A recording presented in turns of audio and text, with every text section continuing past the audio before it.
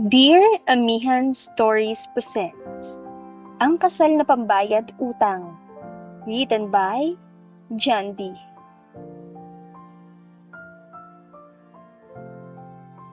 Don't you dare cross this line and do something suspicious. Matigas na sabi ni Nadine matapos na bayolenteng ipatong ang isang unan sa pagitan nila ng asawang si Philip. Wala akong gagawin kahit pilitin mo pa ako. Casual na sagot nito habang nakahiga sa gawin ng kama kung saan ito kanina pa nakatalikod sa kanya. Pinagmasdan niya ang malapad itong likod na kanina pa nakabalandra sa kanya bago matapos niya maligo.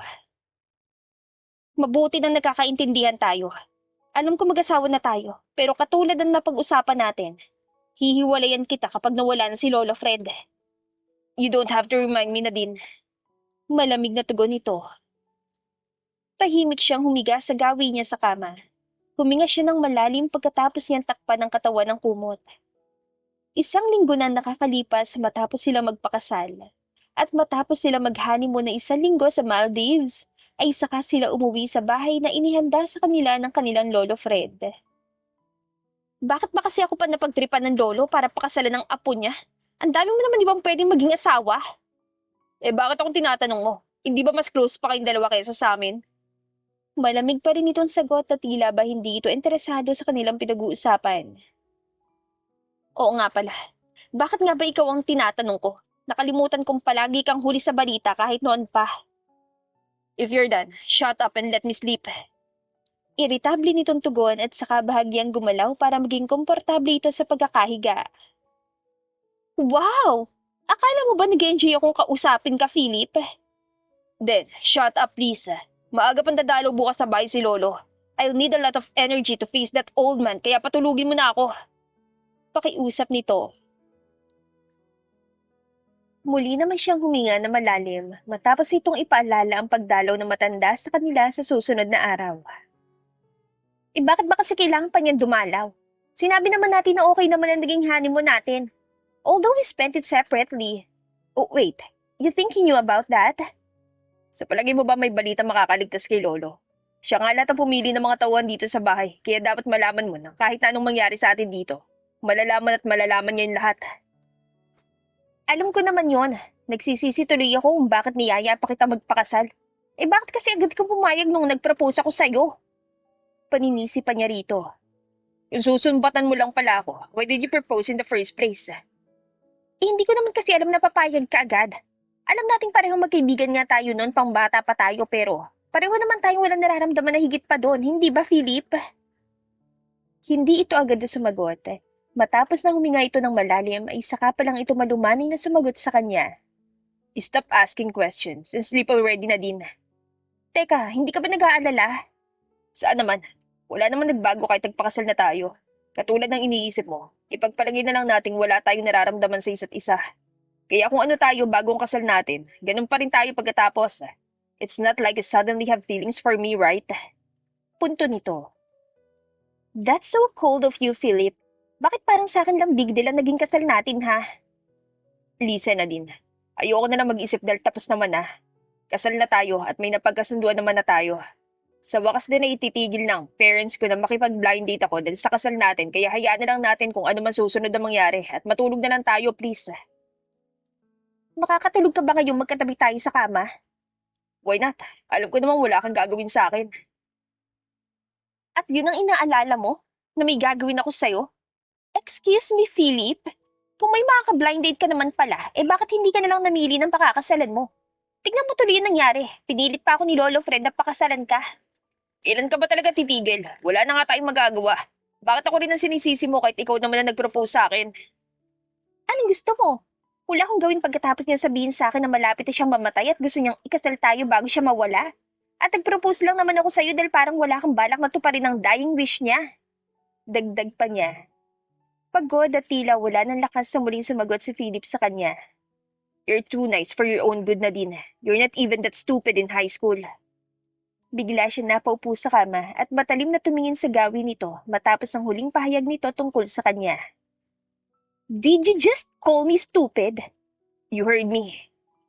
So you think it's stupid to fulfill an old man's dying wish? Hindi ka man lang ba malungkot na anumang oras pwedeng mawala ang taong nagpalaki sa atin dahil parehong wala sa tabi natin ng mga magulang natin? Hindi ito sumagot. Naisip niyang marahil ay itinatago lang nito ang nararamdaman at malamang ay nasasaktan din ito sa nalalapit na pagkawala ng taong tumayo bilang magulang nila.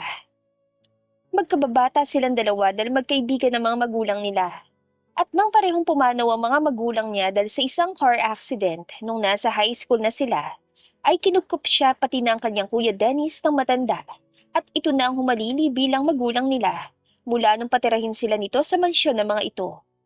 Malaki ang utang na loob niya sa matanda, kaya niya pinagbigyan nito sa naging pakiusap nito. Naging maingat siya sa pagpili sa mga salitang sumunod niya sinabi.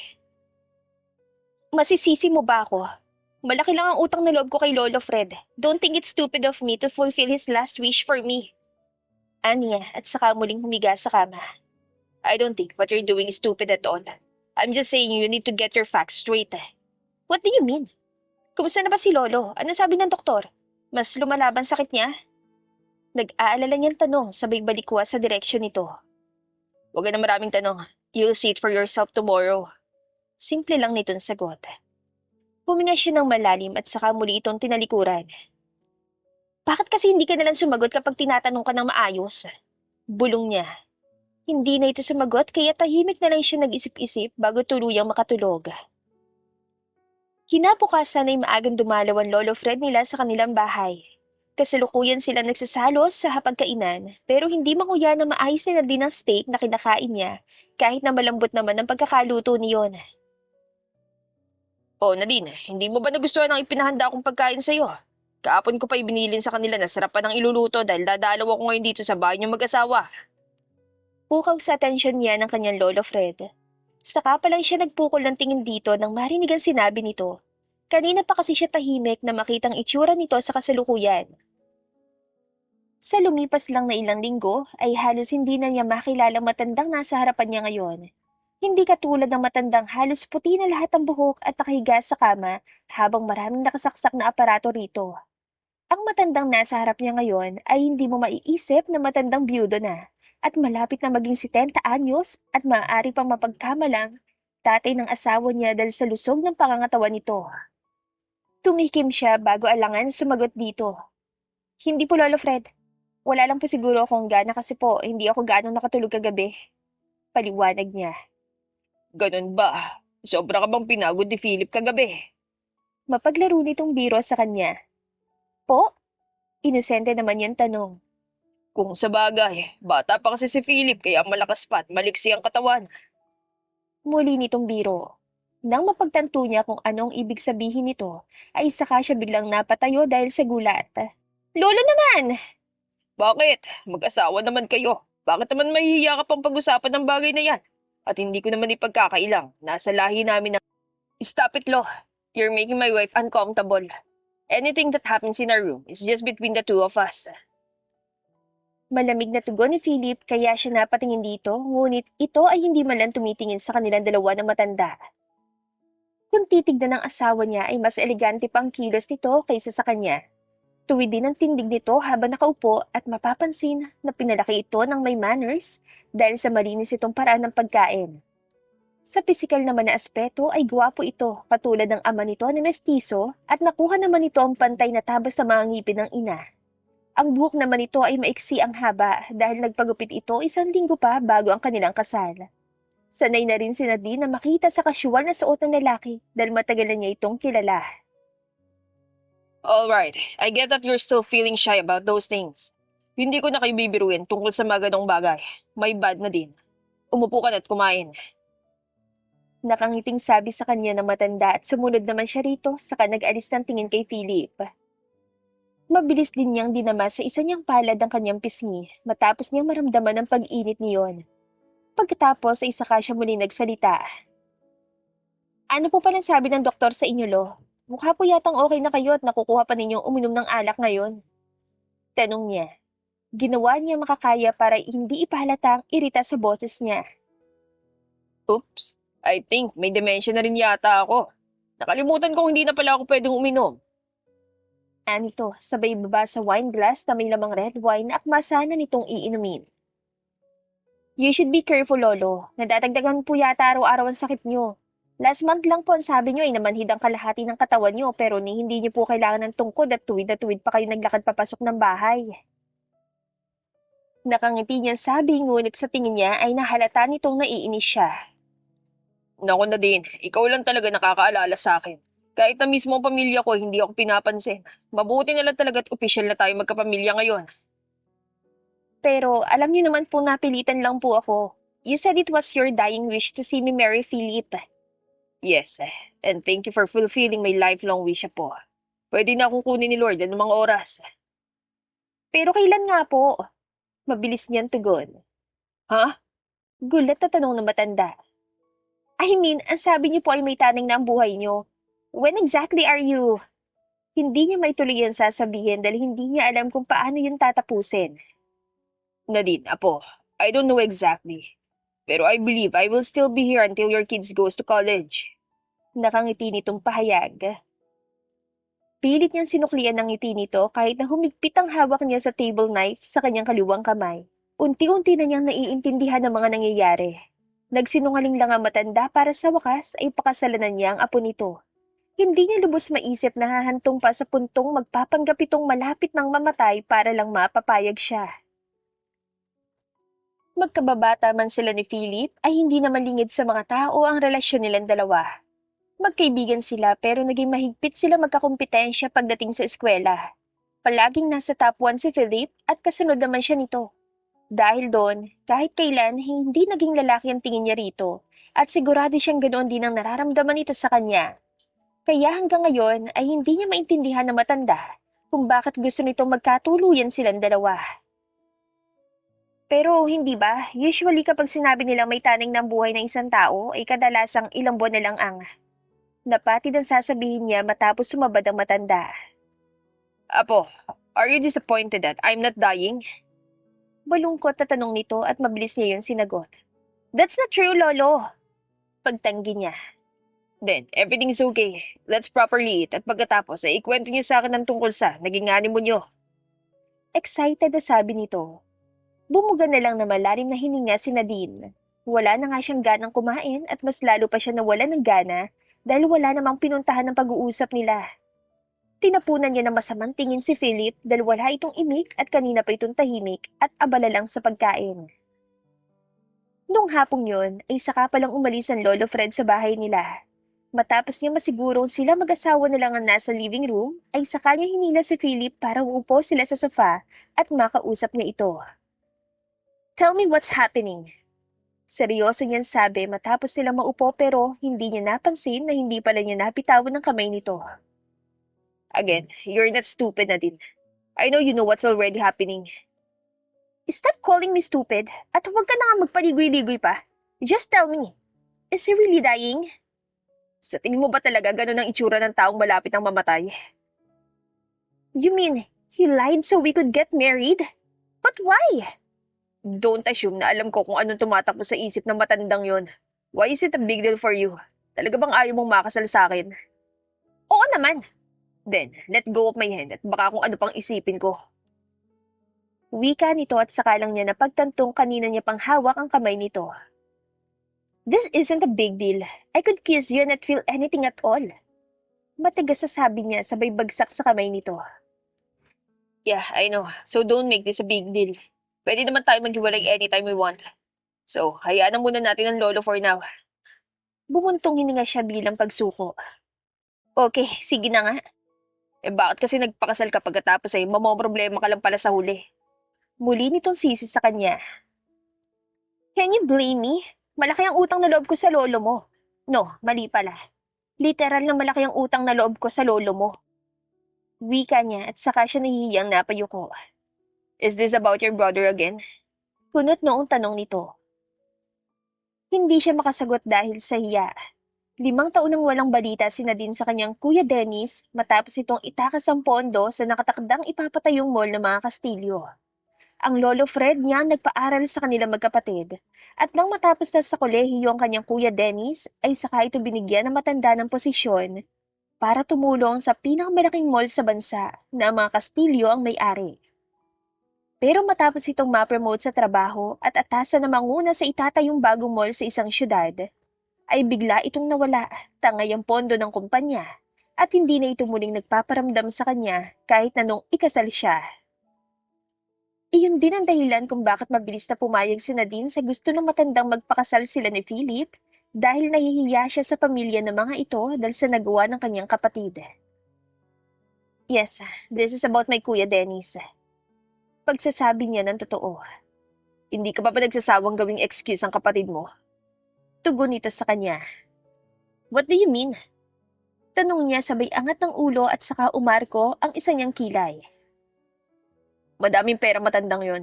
Do you really think na hindi niya hagilapin si Kuya Dennis kung talagang kailangan niya yung perang itinakbo ng kapatid mo? At isa pa, it's been a few years already na may paggawa ng mall na naudlot nun dahil sa kapatid mo. Isa na nga yun sa pinaka-successful na mall dahil ako ang nagmamanage at ikaw naman ang legal advisor ng private law firm namin. Ano pa ba dapat mong problemahin? Paliwanag dito sa kanya. Akala mo ba madali lang nakalimutan ng mga nangyari dahil lang maayos na ang lahat ngayon? That's what makes you stupid na din. Lawyer ka pa naman. Ngumisi siya sa muling pag-insulto nito sa kanya. You don't know anything kasi you have everything. Mayaman ka. Ang mga magulang mo naman ay successful din nagtatrabaho sa ibang bansa. Ano nga bang problemahin mo sa buhay? You think everything is easy for me? Hindi ba? Okay, sabi mo eh. Tipid itong sagot bago siya nito iwanan. Hahabulin pa sana niya ito ng isa pang tanong pero mabilis na itong nawala sa paningin niya. Napayuko na lang siya habang iniisip isa-isa ang mga nangyari sa buhay niya at sa pamilyang nagpalaki sa kanya. Sa maghapong yun ay hindi sila nagkita sa bahay ni Philip dahil umalis ito at siya naman ay naiwang mag-isa. Noong sumapit ang gabi ay napagpasyahan na lang niyang lumabas para kitain mga kaibigan bago bumalik sa trabaho sa susunod na linggo. Nagsuot siya ng itim na backless na dress na may telang velvet. Hapit iyon sa balingkinitan niyang katawan. Itinali niya ang kanyang buhok sa mataas na ponytail para lalong mabigyang pansin ang kanyang likuran. Mapusok ang makeup na ginamit niya sa kanyang mukha at gumamit siya ng mataas na pulang heels para makumpleto ang party look niya. Mabilis siyang pinuntahan ng kanyang mga kaibigan pagdating niya sa bar kung saan sila parating nagkikita. Girl! Akala ko hindi ka darating dahil biglaan ka lang naming niyaya. Wika ni Sarah habang inaabutan siya ng shot glass na may lamang alak. Tinanggap niya yon at mabilis na ininom nang hindi man lang inaalam kung anong klaseng alak ang laman niyon. Patawa ka, Sarah. Bakit naman ako tatanggi? Dahil lang ba kasal na ako, mawawala na ako ng social life? Anya, matapos na agresibong ibagsak ang shot glass sa table nila matapos niyang ubusin ang laman niyon. Gaga, hindi naman dahil doon. Concerned lang kami sa katawan mo. Anito na may makahulugang ngiti sa mga labi. At bakit naman kayo concerned sa katawan ko, Aber? Nagkatinginan ng mga ito sa tanong niya. Wala naman, baka kasi pinahirapan ka ni Philip at baka pinupuyat ka rin niya gabi-gabi. Wika ni Candy sabay hampas kay Sarah na katabi naman ito. Nagtilian pa ang mga ito sa sobrang kilig. Pinaningkitan niya lang ng mata ang mga ito kaya tumigil sa pangasar sa kanya. Ladies, grow up. Kung ano man nangyari sa amin na lang yun. I will not entertain you just because we're friends. Come on, girls. Spill it. Excited na kami sa detailed honeymoon night yun ni Philip. Wika ni Sarah at pagkatapos ay inilapit ng mga ito ang mga mukha sa kanya para mag-abang ng kwento. Natahimik siya dahil hindi niya alam ang sasabihin sa mga ito dahil wala pa nangyayari sa kanila ni Philip mula nang ikasal sila. Oo, at nagpunta sila sa Maldives para sa kanilang honeymoon pero napagkasunduan nila magkahiwalay na palipasin ng mga araw na yon. Nothing happened between us. Pagtatapat niya, hindi siya nahihirapang magsabi ng katotohanan dahil matagal na niyang kaibigan ng mga ito. High school pa sila noong magkakilala sila at hanggang ngayon na pare-pareho na silang mga adults ay nanatili ang magandang samahan nila. Kasing edad din nila si Philip at alam ng mga ito ang lahat ng kwento ng buhay nila mag-asawa. Sabi ko na nga ba, gay si Philip eh. Pintas ni Candy sa kanyang asawa para pagaanin ang loob niya. Tumingin silang lahat dito dahil sa naging pahayag nito. Yan ka na naman sa pagiging judgmental mo, Candy. Puna ni Sarah. Hindi ako judgmental, Sarah. Nagsasabi lang ako ng totoo. Aminin nating sobrang gwapo nga ni Philip, pero walang straight na lalaking hindi maglalaway kay Nadine na sobrang ganda at sexy. Tama ka naman. Sang-ayon din ni Sarah habang tumatango. Napangiti siya dahil sa pagko-comfort ng mga ito sa kanya. Girl, huwag yun ang lokohin ng mga sarili nyo. Alam kong mahal niyo ako at ayaw niyo ako masaktan, but we all know that Philip is not gay. Maybe I'm not just attractive enough for him? At isa pa, I didn't want to do it with him and he knows that. Kaya naman, noong honeymoon namin ay lumaya siya sa gabi at sa umaga na ulit nagpapakita. Siguro wala lang siyang interes sa akin. Well, I can't blame him. I'm the one who always want to compete with him anyway. Kaya siguro hindi babae ang tingin niya sa akin kahit na ano pang gawin ko. Natahimik silang lahat matapos ang pahayag niya. Uminom na nga lang tayo. Basag naman ni Sarah sa katahimikan at pinili na lang niyang huwag na mag-isip at nakipag-inuman na lang sa kanyang mga kaibigan hanggang sa malasing. Sobrang lasing siyang nakauwi sa bahay. Hinatid siya ng kanyang mga kaibigan at ang boyfriend ni Sarah nagmaneho para sa kanila. Kinawayan niya mga ito ng papalis na at saka siya dumiretso papasok ng bahay. Pagpasok niya sa bahay ay dinatan niya nakaupo si Philip sa dining room. Gising pa pala ang asawa ko. Wika niya habang nakayuko at hinuhubad ang kanyang high heels at saka itinapon ang mga yun sa sulok. Pagkatapos ay saka siya paggewang-gewang na naglakad papalapit dito. How much did you drink? Iritable nitong tanong sa kanya. Hindi siya sumagot at sa halip ay lalo pa siyang lumapit dito hanggang sa nasa harapan na niya ito. Humawak siya sa mga balikat ito at saka tumingala para makita mukha nito. Guess. Anya at sa kanya binugahan ng hininga si Philip sa mukha nito para maamoy nito ang alak sa kanyang hininga. Napapikit si Philip dahil sa malakas na amoy ng alak sa hininga niya. Marahan siya nitong itinulak dahil hindi nito nagustuhan ang ginawa niya. I get it. Pumasok ka na sa kwarto at baka kung ano pang gawin mo. Takot ka ba sa pwede kong gawin sa'yo? Seryoso siya nitong tinitigan bago sumagot. Ikaw, hindi ka pa takot sa pwedeng gawin ko sa'yo. Don't you think you're too vulnerable to fight if I do something to you right now? Ang dami mong sinasabi. Bakit hindi mo nalang gawin? Are you really a man? Now, you're even questioning my sexuality. I just wanna make sure na lalaki nga ang pinakasalan ko. Kung mapatunayan ko bang lalaki ako, hindi mo ko hiwalayan. Ano sinasabi mo? Now that we know Lolo isn't really sick, wala ka ng dahilan para hiwalayan ako. Are you gonna make something up para maghiwalay tayo? Huh? I'm too drunk to understand. Exactly. Kaya pumasok ka na sa kwarto, stupid. Nag-init ang mukha niya sa sobrang galit dahil sa pag-iinsulto nito sa kanya. Kaya naman tinadyakan niya ito sa binti bago siya tuluyan naglakad papunta sa kanilang kwarto. Napangiwi si Philip dahil sa ginawa niya at sinundan siya nito ng tingin habang hinihimas ang parteng tinadyakan siya. Diretso siyang humiga sa kama nung gabing yon, kaya naman nagtataka siya kung paano napalitan ng suot yan damit. Nang gumising siya kinaumagahan at wala na rin sa tabi niya sa kama si Philip para tanungin tungkol doon. Lumipas ang 1 linggo at pareho na sila nagbalik sa kanilang mga trabaho. Walang masyadong nagbago sa pakikitungo ng mga tao sa kanya matapos niyang pakasalan ng may-ari ng kumpanya. Marahil ay dahil ay inaasahan na rin ng mga tao na sa bandang huli ay silang dalawa rin ni Philip ang magkakatuluyan at naghihintay lang ang mga ito kung kailan iyon mangyayari. Sa tabi na lang po ako, Manong. Wika niya para ihinto ng taxi driver ang kanyang sasakyan. Papunta siya sa kanyang asawa para ihatid ang isang dokumento na kailangan niyang ipapirma dito sa utos ng kanyang lolo Fred at hindi magandang pakiramdam niya tungkol doon dahil alam niyang may binabalak na naman ang matanda. Lumabas siya mula sa taxi at nagumpisang maglakad matapos siyang papasukin ng security guard papasok sa madilim na mall. Gabi na noon at sarado na ang mall at ipinaalam na matanda sa kanya na naroon pa rin si Philip para ayusin ang naging problema sa kisame ng isang store. Wala ka bang tiwala sa mga tauhan mo at ikaw pa talagang personal na umaayos niyan? Tanong niya kay Philip habang abala ito sa pagdiril sa mga pako sa isang parte ng kisame. Sa store na yun lang nakabukas ang mga ilaw pero dahil maingay ay hindi nito na malayan ang pagpasok niya. What are you doing here? Kunot noon nitong tanong na sa wakas ay matuklasan nito ang presensya niya habang nakasampay ito sa isang metal na hagdan. May trip na naman ng lolo mo at inutusan niya akong papirmahan sa yung dokumento na to. Mataray niyang sagot matapos mapalapit dito. Eh bakit hindi mo na lang bukas ibigay sa akin? Tanong nito sabay balik ang atensyon sa ginagawa.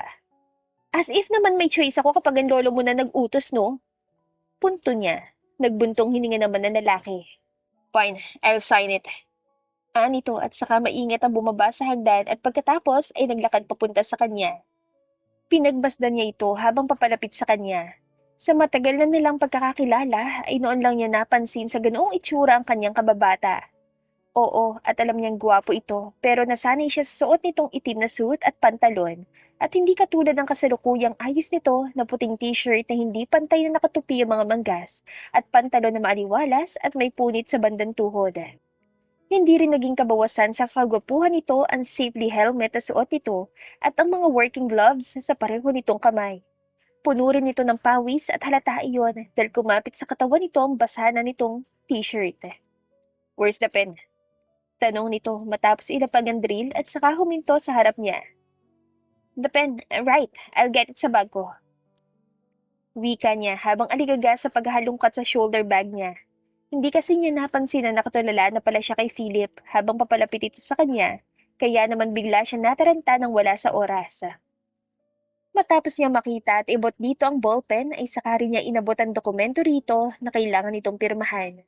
Mabilis itong pinirmahan ng dokumento at pagkatapos ay ibinalik iyon sa kanya. I'll go now. Paalala niya matapos makumpirman tapos na ang pakay niya. No, wait for me. Patapos na rin naman ako sa ginagawa ko. Nito sabay dampot sa drill na malapit sa paanan nito at saka tumalikod sa kanya. No, tatawag na lang ako ng Grab para makauwi. Are you that impatient? Hindi mo man lang ba ako mahintay kahit ilang minuto lang? Naaasar nitong tanong sa kanya. Sungit naman ito. Kung pagod ka na, huwag mong ibunton sa akin ang galit mo. Kontra niya. Huminga ito ng malalim at saka humarap sa kanya. I'm just asking you to wait for me, okay? Sagot nito at napansin niya ang paglambot ng tono nito kaya nagpasya na lang siya na sundin ito at huwag na makipag-away. Fine. Pagsang-ayon niya. Muling tumalikod si Philip at naglakad papalapit sa hagdan at pagkatapos ay sumampa doon. Nagpatuloy ito sa ginagawa habang tahimik na nakatayo sa isang sulok si Nadine at nagmamasid sa ginagawa nito. Bakit ba kasi ikaw pang gumagawa niyan? Nasaan ang mga tauhan mo? Tanong niya. Pinauwi ko na sila. Bakit ikaw nandito ka pa rin? May tinatapos lang ako. Hindi naman ito magtatagal. At isa pa, I can let them stay here for long. Mahirap na, baka matukso pa silang gumawa ng hindi maganda kahit pa mapagkakatiwalaan sila. Sagot nito habang abala sa ginagawa. Napansin niya naging pahayag nito tungkol sa tuksong sinasabi nito. Nasa loob sila ng jewelry store at puno iyon ng mga mamahaling alahas. Siya man ay napaisip na baka matukso rin siyang gumawa ng hindi maganda matapos sa pagmasdan ng mga kumikinang na diamante na nakaukit sa mga alahas doon. Muling nagbalik ang atensyon niya kay Philip matapos nito ulit magsalita. Do you have any idea kung bakit pinapunta ka ni Lolo dito? Huminga siya ng malalim na maalala na naman iyon. No idea. Kahit matagal ko nang kilala si Lolo Fred. Hindi ko pa rin alam kung anong iniisip niya.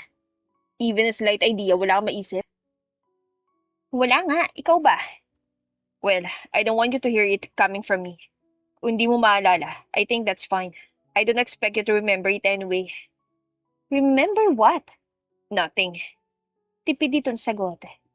Pagkatapos mong buksan sa akin ng topic, ngayon sasabihin mo na lang na kalimutan ko na. It's not that important anyway. Kaya nga hindi mo naalala, right? Ano nga kasi yun? Pilit niya rito. What time is it? Ha? Anong kinalaman nun sa pinag-uusapan natin? Just answer me, Nadine. Iritado niyang tinignan ng relong na sa kaliwang kamay at naiinis na sumagot dito. It's past midnight. So tapos na pala ang araw. So what? Nothing. Just like what I told you, it's not important. Sagot nito at hindi na niya ito pinilit pa na magsalita dahil pagod na rin siya sa mga oras na yon, kaya wala na rin siyang lakas para makipagtalo pa rito tungkol sa sinasabi nito. Matapos nilang makauwi sa bahay ay tumuloy na siya sa kwarto para sana maligo.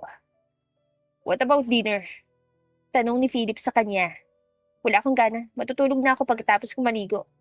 Okay. Tipid na sagot lang nito. Pagkatapos niyang maligo ay saka na siya nagpatuyo ng buhok gamit ang hair dryer sa harap ng salamin sa kanilang kwarto. Biglang tumunog ang cellphone niya kaya pinatay niya yon at saka sinagot ang tumatawag sa kanya. Hello?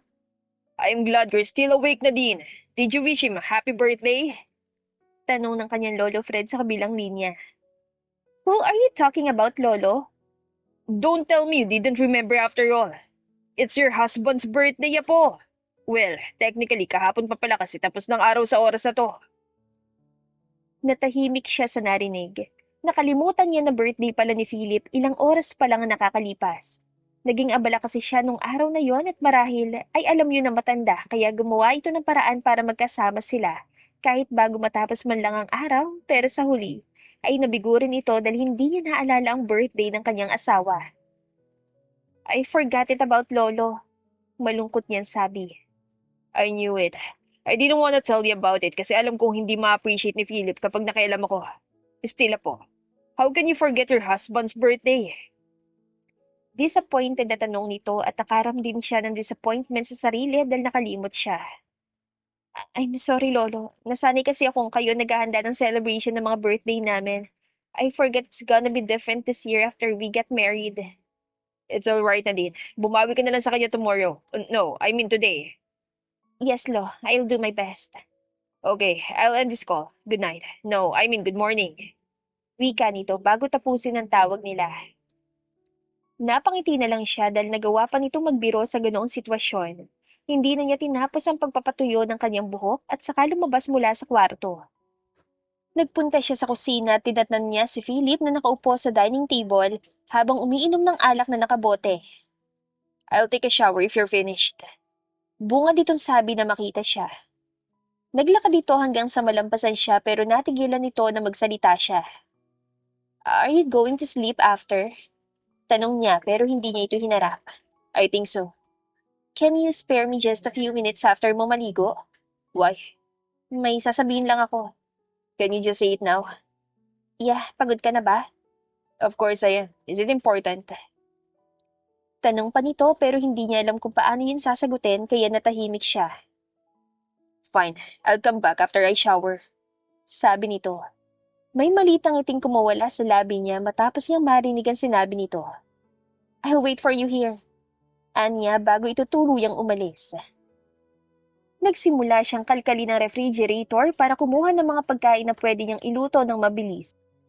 Pero dahil gahol na rin siya sa oras at ayaw niya na ring gisingin ng mga kasambahay, ay napili na lang niya maghanda ng simpleng charcuterie board at saka siya pumili ng wine na maiinom pagkatapos niya maghanda ng ilang mga prutas kasama ng mga biscuits at iba't ibang klase ng cheese na hiniwa niya sa maliliit na piraso. Lumipas ang ilang minuto at saka muling bumalik si Philip sa kusina. What is this? Nagtataka nitong tanong matapos makita ang inihanda niya. I know it's late but happy birthday, Philip. Sorry at walang cake. Alangan niyang bati rito at hindi niya alam kung bakit bigla na lang siya nakaramdam ng hiya. Naghintay siyang asarin siya nito pero nagulat siya na makita ang malapit ang ngiti nito habang pinagmamasdan ng mesa na kanyang inayos ng mabilisan. This is so lame. Nakangiti nitong sagot. I know, pagpasensya mo na lang at gahol na kasi ako sa oras. And I'm sorry kasi nakalimutan ko. Well, wala na tayong magagawa. We both know you're kinda stupid. Wika nito para asarin siya. Pwede bang huwag ka namang asar kahit ngayon lang? Inis niyan sabi. Fine, I'm sorry. Umupo ka na para makapagsimula na tayo. Matagal sila nag-inuman at pareho sila nawala sa kanilang mga sarili dahil sa sobrang kalasingan. Nang tuluyan na lumiwanag ang paligid sa pagsapit ng umaga, ay nagulat silang pareho na magtama ang mga mata nila habang nakayakap sa isa't isa sa kanilang kama. Ramdam din niya ang balat nito kaya napagtanto niyang wala silang parehong suot. Do you remember what happened? Alangan na tanong ni Philip sa kanya. Nag-iwas siya ng tingin at makailang ulit na umiling. Gusto mo bang ipaalala ko sa'yo? Nakangiti nitong biro kaya napatingin siya rito. Ha? Ano sinasa? Hindi na niya naituloy ang kanyang gustong sabihin nang simulang hagkan nito ang kanyang mga labi. Napabitiw siya ng marahang ungol na maramdaman din niya ang pagkaplos nito sa kanyang likuran. Hinihingal sila pareho na maghiwalay ang mga labi nila.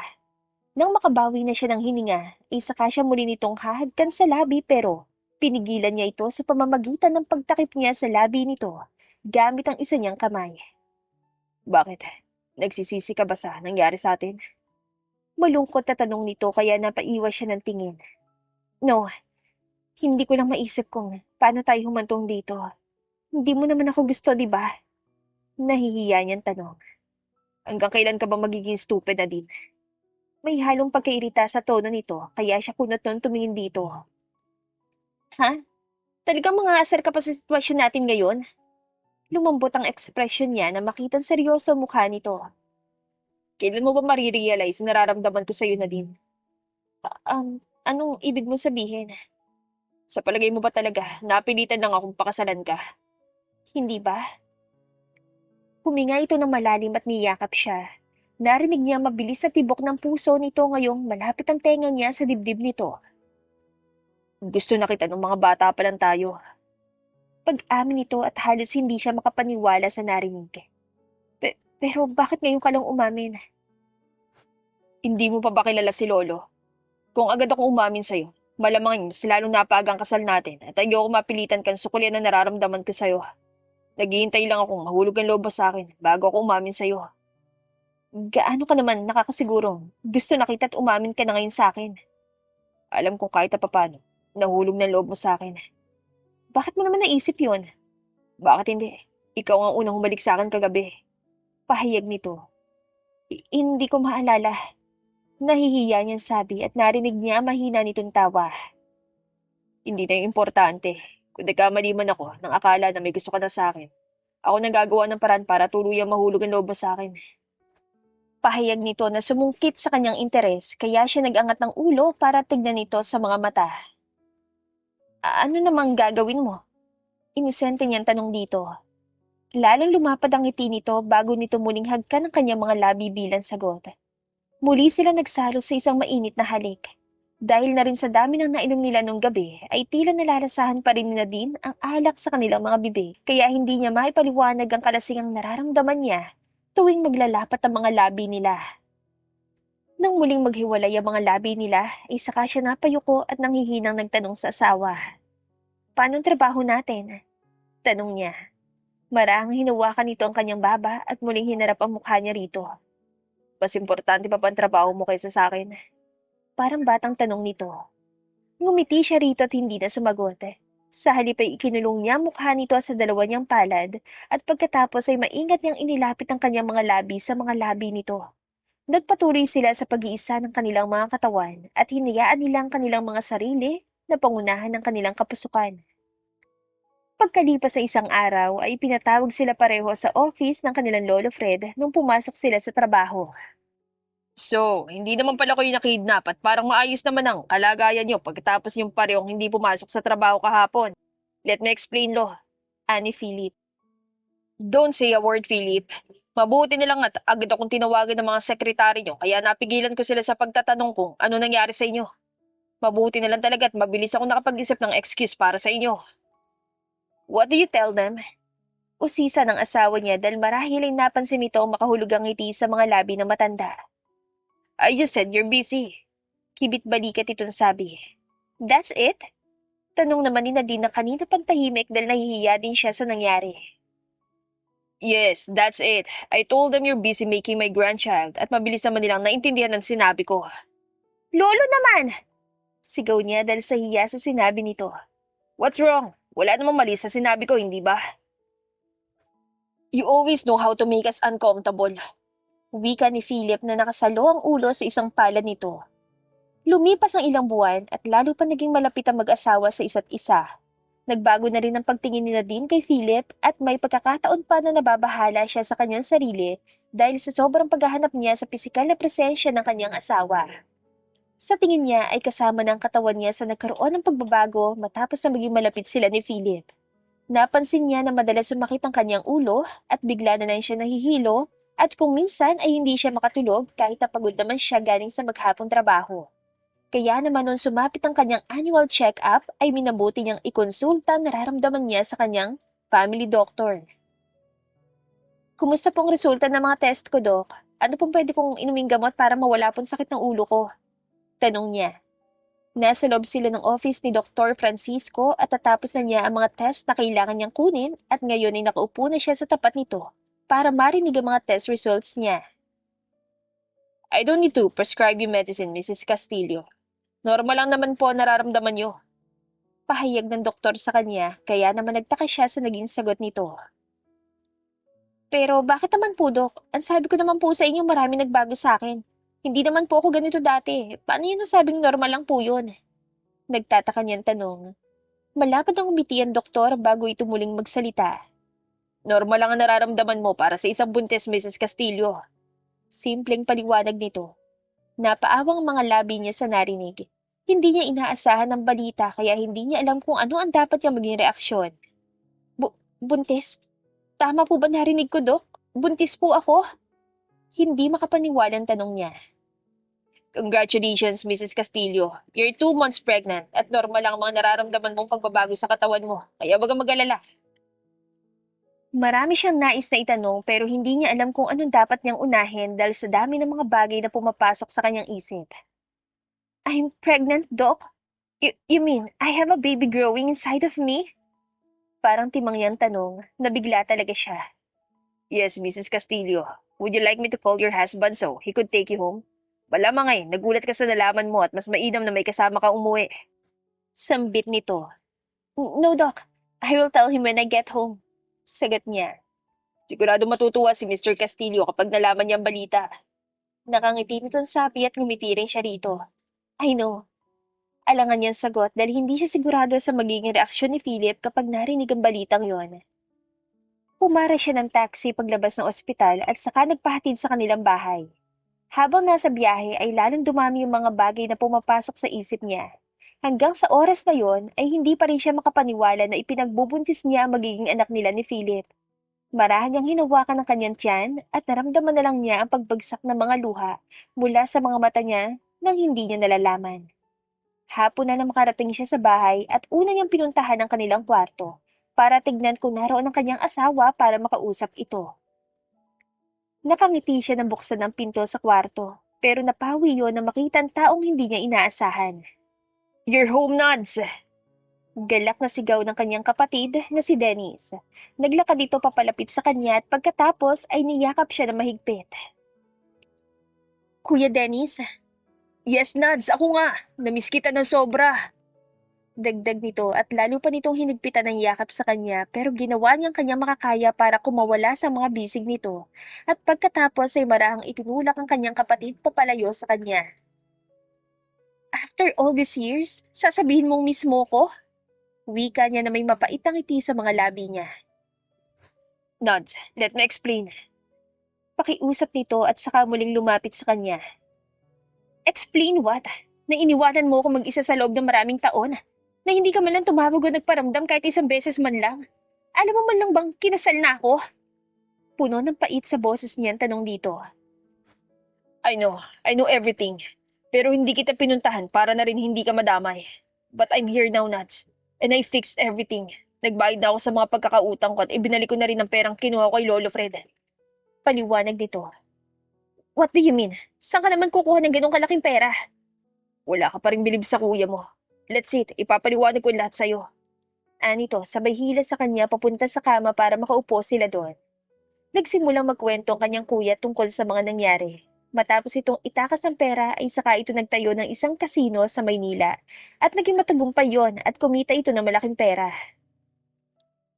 Kung magtatayo ka pala ng negosyo, bakit kailangan mo pang itakas ang pondo ni Lolo Fred? Tanong niya rito. Huminga ito ng malalim bago sumagot sa kanya. Tutol si Lolo sa bala ko, kaya wala na akong nagawa kung hindi gawin ang ginawa ko. Alam kong mali ako, pero gusto ko lang talagang patunayan na mali siya sa hindi niya pagtitiwala sa akin. Pero kilala mo si Lolo kuya, alam niya lahat. Mabuti na lang at hindi kanya pinakulong dahil alam ko na, alam mo rin na hindi mo kayang itagon sarili mo sa kanya kahit na saan ka pa magpunta. Alam ko yun, pero pwede na magbago yun, Nads. Pwede na tayong umalis sa poder nila ngayon mismo. Marami na akong pera at ari-arian at pwede na tayong mamuhay nang hindi na iniisip lahat ng utang na loob natin sa pamilya nila. Babayaran ko lahat ng ibinigay nila sa atin magmula nang patirahin nila tayo sa mansyon nila. Pero kuya, alam mo hindi naman nanghihingi ng bayad para doon si Lolo. Alam ko, pero ayoko nang umasa pa sa kanila. Ayokong habang buhay na, kaawaan nila, Nads. Kaya mag-impake ka na at sumama ka na sa akin. Sigurado akong magugustuhan mong kwarto mo sa malaking bahay na ipinagawa ko. Nagagalak nitong sabi. Hindi pwede kuya, kasal na ako kay Philip. Ano naman ngayon? Marami na akong kakilala para tulungan ka. Pwede kang magpaanal kahit kailan mo gusto. Alam naman nating parehong napilitan ka lang namang magpakasal sa kanya. Pero kuya, iba na kasi ang sitwasyon ngayon. Anong ibig mo sabihin?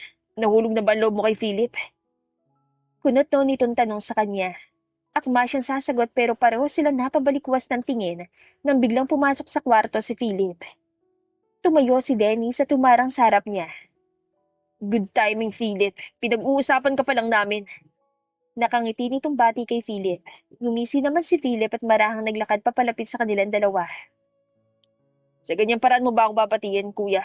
Ang tagal din nating hindi nagkita. Seryosong sabi ng asawa niya. Huwag ka na masyado ma-disappoint. Alam ko na mismo ako, Philip, pero hindi na ako magpapaligoy-ligoy pa. Kukunin ko ng kapatid ko at ipapadala ko na lang ang mga papel para sa annulment nyo. Buong loob na sagot ni Dennis. Are you crazy? Iritabling sagot naman ni Philip.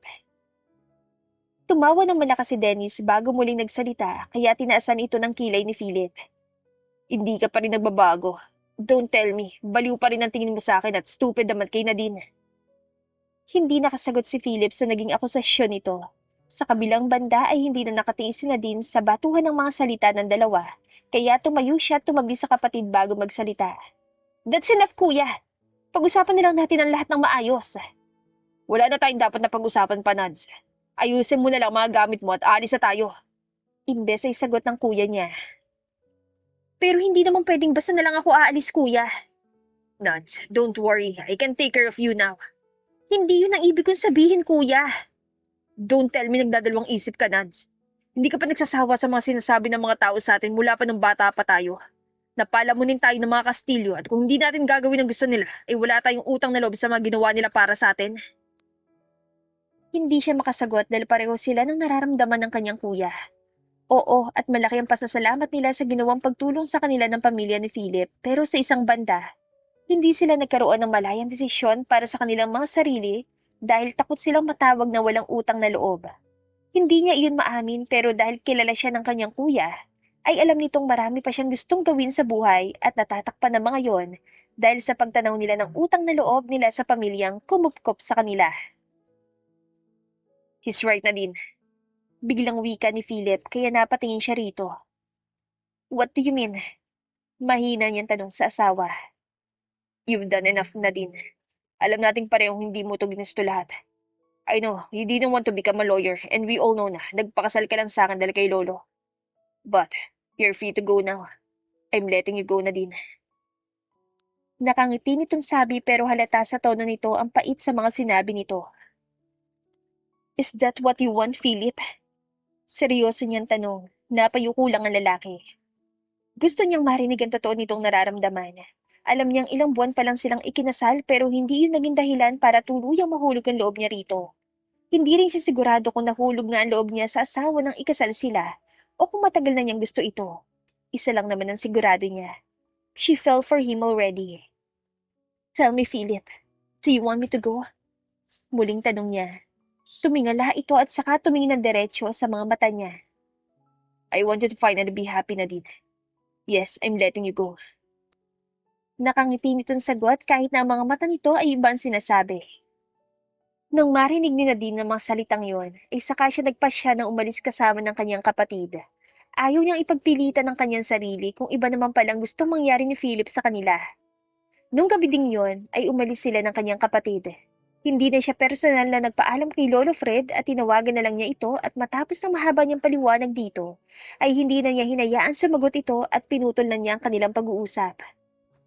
Sa kabilang banda ay abala si Philip sa pag-inom ng datnan siya ni Lolo Fred sa bahay matapos itong matanggap ang tawag mula kay Nadine. Lumapit ito sa kanya at mabilis na kinuha ang baso ng alak na akmang iinumin niya. Kung may oras ka para uminom, gamitin mo na lang yan para puntahan si Nadine. Galit itong sabi. Yumuko si Philip at nagbuntong hininga. Lo, tigilan mo na sila. Hindi pa ba sapat ang ginawa nila para sa atin? Hayaan mo na sila ngayong mamuhay sa parang gusto nila. Aniya sa abuelo. Hindi agad na sumagot ang matanda. Sa halip ay umupo ito sa tabi niya bago muling nagsalita. Alam ko naging mali ang pamamaraan ko pero ginawa ko lahat ng yun dahil ang akala ko ay iyon ang makabubuti sa kanila. Ang akala ko ay kukontra naman sila sa mga ipapagawa ko sa kanila kung hindi nila yun gustong gawin. Pero nakalimutan ko kung gaano kabuti ang puso ng mga batang yun, kaya ito nangyari lahat. Kung ganun, hayaan mo na lang Kulo. Pareho tayo may kasalanan kaya wag na natin silang guluhin pa. Muli niyang pakiusap. Malalim na huminga ang matanda at saka malumanay na sumagot. No, Apo. Iba ka dahil noon pa man ay gusto mo na si Nadine. Nito. Tiningnan niya ito sa kaalangan na sumagot. That's not true. Pagkakaila niya. Kung ganon, bakit mo pinigilan ng parents mo nung gusto nilang ampunin sina Nadine at Dennis noon? How did you know that? Wala kang may tatago sa akin, Philip. Yumuko siya at napangiti na lang habang inaalala ang nakalipas. Siguro nga. She's the only one I wanna marry from the start. But I don't wanna tell anyone kasi alam ko na papayag siya agad kapag kinausap niya siya tungkol doon. I don't want that. Gusto kong pakasalan niya ako dahil gusto niya ako. But I can tell her I like her kasi alam kong susuklian niya lang yun dahil sa utang na loob niya sa atin. But in the end, she asked me to marry her. Alam kong dahil lang yun sa pakana niyo pero I really want to marry her. Kaya pumayag na rin ako kahit na ibang dahilan kung bakit niya gusto magpakasal sa akin. But now, it's all over. It's up to you, Apo. Pero dapat mong malaman na nagbabago ang feelings ng tao. I'd like to believe na mahal ka rin ni Nadine. Hindi yan totoo. Bakit hindi na lang siyang tanungin mo? No, Lolo. It's time for them to live their own lives. Free from us. Hindi natin alam na nasasakal na pala natin sila. Pero ibang usapan na kapag involved ng isang bata, Philip.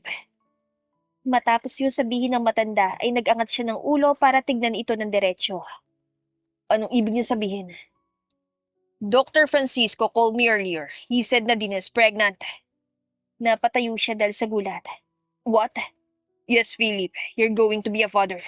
Alam kong wala ako sa lugar para ako magsabi sa'yo nito, pero you need to know. Bakit pa palaging huli ako sa balita? What am I going to do now, Lo? Nanghihina niyang tanong. Do you still love Nadine? Of course. Walang pag-aalinlangan sagot nito. Wala naman nagbago sa nararamdaman ko para sa kanya kahit kailan. Then, puntahan mo na siya. Pero paano kung hindi niya naituloy yung sasabihin ng sumabad ang matanda? Just go to her. Mas mabuting malaman mo mula sa kanyang sagot kaysa magpakaduwag ka na lang dito at magbukbok sa isang sulok. Be honest with your feelings, Apo. Baka yun lang din ang gusto ni Nadine. Tandaan mo, ibang klase ang hormones niya ngayon dahil buntis siya. Huminga ng malalim si Philip at pagkatapos ay buong loob na sumagot. Okay, pupuntahan ko na siya, Lo. Nakainom ka, kaya ipagmamaneho na kita. Do you know where to go? Ngumiti ng nakakaloko ang matanda bago sumagot. I know everything, Philip. Wika nito. Nagmaneho ang lolo niya hanggang sa makarating sila sa airport. Nagtataka man ay hindi na siya nagtanong pa kung bakit sila roon nagpunta. Nang sa wakas ay huminto ang sasakyan, ay saka siya nagmamadaling lumabas ng kotse at saka pumasok sa airport. Lakad takbo ang kanyang ginawa habang palingalinga sa paligid. Umaasa siyang agad na makita si Nadine pero lumipas ang maraming minuto at bigo pa rin siya. Unti-unti na siya nawawalan ng pag-asa hanggang sa wakas ay makita niya si Dennis. Sa pilitan niyang hinilang kamay ni Dennis paalis sa linya ng mga tao kung saan ito nakapila. Where's Nadine? Hingal na tanong niya. Ngumisi si Dennis at hindi agad na sumagot. Muli sana magsasalita si Philip pero inunahan siya ni Dennis. Ano naman gagawin mo kapag nalaman mo kung nasan siya? You don't have to know. Sabihin mo na lang sa akin at kailangan ko siyang makausap. Seryoso niyang sabi. Philip? Tawag ni Nadine sa pangalan niya. Sa kabilang banda ay naglakad na mabilis si Philip papalapit kay Nadine at saka siya nito niyakap ng walang pasubali. Ang akala ko umalis ka na. Wika nito na nanginginig ang boses. Wait lang, bitawan mo muna ako. Nakakahiya't pinagtitinginan na tayo ng mga tao. Nahihiya niyang sabi. Wala akong pakialam. I'm not letting you go. Not anymore, Nadine. Hindi na kita hayang umalis. Tugon nito sa pakiusap niya at mas lalo pa nitong hinigpitan ng pagkakayakap sa kanya. Pero hindi naman ako aalis. Natatawa niyang sabi kaya mabilis na kumalas ito sa kanya. You're not? Hindi makapaniwalang tanong nito. Yes, I'll stay. Pero ang akala ko sasama ka kay Kuya Dennis. I know, pero I decided to stay. After all, hindi na lang si Kuya Dennis ang pamilya ko ngayon. Are you staying because of me? Tinatanong pa ba yan? Pero marami ka nang pwedeng gawin para sa sarili mo kapag umalis ka na ngayon. Wait lang, pinapaalis mo ba ako? Never na din. But still, I want you to do what will make you happy. Are you stupid? Huh? I'm not going because I want to stay with you. Iyon ang makakapagpasaya sa akin. Puno ng galak itong ngumiti at sa kamara ang hinagka ng kanyang mga labi. Isinabit naman niya ang kanyang mga kamay sa batok nito habang tinutugon niya ang halik nito. You can call me stupid all you want but I'm never going to let you go. Tatanda tayo magkasama pati na magiging mga anak natin. Nito matapos na maghiwalay ang mga labi nila. Paano mo nalamang buntis ako? Gulat niya ang tanong. Sinabi ni Lolo sa akin. Marahan siyang tumawa sa narinig. Wala talaga tayong maitatago sa matandang yon. Sinabi mo pa. Well, ang matandang ito ay kailangan nang tapusin ang eksena nyo dahil kanina pa kayong pinag-uusapan ng mga tao. Sabad ang matanda sa kanila. Mabilis na kumalas sa mga kamay ni Nadine na nakasabit sa batok ng asawa at pagkatapos ay nahihiyang inayos ang sarili para harapin ang matanda. Nag-ayos din ang sarili si Philip at pagkatapos ay mabilis itong kinuha ang isang kamay niya at muli silang umiti sa isa't isa. Sa kabilang banda ay kanina pantahimik na nagmamasid si Denny sa kanila. Nang mabigyan ng pagkakataon ay saka ito naglakad papalapit sa kanya. Aalis na si Kuya Nads. Pahayag nito na may malungkot na ngiti sa mga labi. Hindi ba pwedeng dito ka na lang kuya? Matagal na tayong hindi nagkita at gusto ko makasama na kita. Don't worry, hindi naman ako magtatagal sa Amerika. Asikasuhin ko lang ang iba kong business doon at pagkatapos ay uuwi din ako dito. Sana ay welcome pa rin ako kapag dumating ng oras na yon. Oo naman kuya. Paninigurado niya rito. Binitawan niyang kamay ni Philip para mayakap niya ang kapatid. Nang matapos ang yakap nila ay saka muling kinuha ng asawa niya ang kamay niya. Pagkalipas ng ilang taon ay unti-unti nang lumaki ang pamilya ni Nadine at Philip. Dalawa na ang anak nila sa kasalukuyan. 2 taon na ang kanilang panganay na babae at halos 1 taon naman ang bunso nilang lalaki. Dahil sa malapit ang pagitan ng pagbubuntis ni Nadine ay napilitan siyang tumigil sa kanyang trabaho pero nakasuporta ang kanyang asawang si Philip sa lahat ng pagkakataon.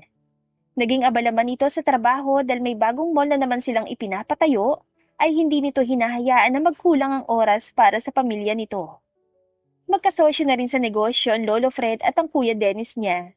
Naging malapit na rin ang kanyang kapatid sa pamilya niya at isa rin ito sa nahihibang sa kanyang mga anak na katulad ng kanyang asawang si Philip. Nang sumapit ang ika-33 niyang kaarawan, ay napagpasya niyang tuparin ang matagal na niyang pangarap na gawin. Unang araw mo sa eskwela bukas, hindi ka pa kinakabahan, mahal? Tanong ng asawa niya. Nakahiga sila sa kanilang kama at ginawa niyang una ng braso nito. Pareho sila nakatingin sa kisame habang nag-uusap matapos silang patulugin ang kanilang mga anak. Medyo, pero mas excited ako. Hindi ko akalain na sa edad kong to, saka ko pa naisipang mag-aral ulit. Sana lang, huwag nila akong asarin dahil sa edad ko. Bakit ka naman nila aasarin? Wala namang pinipiling edad ang pag-aaral. At isa pa, hindi naman halata sa itsura mong mahigit 30 anyos ka na. Ang bata pa kayang tignan ng asawa ko. Nito at pagkatapos ay hinagka nito ang kanyang noo. Bolero ka talaga. Nakangiti niyang sabi. Alam natin pareho nagsasabi ako ng totoo. Muli pa nitong banat kaya sinakyan na lang niya yon. Oo na, pero hindi ko pa rin maiwasang mag-alala sa mga bata. Hindi ba sobrang bata pa nila para iwanan ko? Mahal naman. Halos hindi na nga natin maagawang atensyon ng mga bata dahil palagi nandiyan ang lolo ko at ang kuya mo. Kaya magiging okay lang ang lahat dahil nakasuporta kami lahat sa'yo sa lahat ng gusto mong gawin sa buhay. Salamat, mahal. Pagbubutihan kong pag-aaral ko. Hopefully, maging ganap na doktor nga ako sa hinaharap. No doubt about it, mahal. Alam ko maaga ka pa bukas, kaya naman magtitiis muna ako kahit gusto ko pang sundan ang bunso natin. Pagbibiro nito kaya hinampas niya na marahan ang braso nito. Ikaw talaga puro kabiro. Don't be stupid na din. Alam natin parehong hindi ako nagbibiro. Seryoso nitong sabi. Humiga siya ng patagilid para makita niya mukha nito. Pagkatapos ay bumulong siya para ilapit ito ang tenga nito sa kanya. Nang malapit ang mukha nito sa kanya, ay sa kanya inangat ang ulo niya para abutin ang mga labi nito at puno ng pagmamahal na hinalikan niya ang asawa. Matapos nila magsalo sa isang halik ay saka siya muling nagsalita. Hindi ko lubos maisip na sa bandang huli ay tayo pala magkakatuluyan. Ako rin. Kung iisipin, ang dami palang ginawang paraan ni Lolo para lang magpakasal tayo. Sinabi mo pa. Nagpanggap siya may taning na ang buhay niya at palagi pa siyang gumagawa ng paraan para lang magkaroon tayo ng oras sa isa't isa. Kung iisipin, siya pala naging kupido natin, mahal. Natatawang sabi niya sa asawa. Nakakatawa lang at ang lolo ng kupido natin. Pagbibiro nito, pinagmasdan siya ng puno ng pagmamahal ng kanyang asawa. At sa isa pang pagkakataon ay hinagka nito ang mga labi niya bago muling nagpahayag ng pag-ibig. I love you, Nadine. Ngumiti siya rito at saka ito sinagot sa parehong paraan. I love you to Philip. Sagot niya saka ito hinagka na puno ng pagmamahal. The end. Kung nagustuhan niyo ang aming istorya, ay huwag kalimutan na mag-like at subscribe. Mag-iingat po tayong lahat. To God be the highest glory. Salamat!